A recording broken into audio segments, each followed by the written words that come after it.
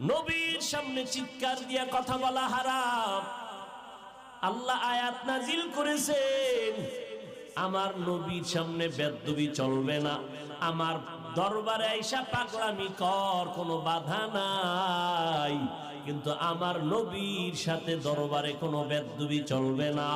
আমার দরবার বাইতুল্লাহ হজে আসবি, পাগলের মতো টুপি ফালাইয়া, জোতা ফালাইয়া, সাদা কাফন কইরা মুর্দারের মতো চারদিকে বাইতুল্লাহর গুরুবিয়ার জোরে জোরে লাব্বাইক আল্লাহুম্মা লাব্বাইকের আওয়াজ দিবি।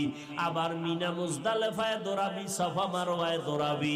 আমার দরবারে পাগলামি চলবে, তবে বন্ধুর দরবারে চলবে না। যদি আমার বন্ধুর কাছে যাও, আগে পাগলের বেশটা থেকে মানুষের বেশ দর কল, মানুষের মতো টুপি লাগা, জুতা লাগা, ভদ্র স্মার্ট মানুষ হ। এরপরে নবীর কাছে যাবি, জোরে কোনো চিৎকার দিবি।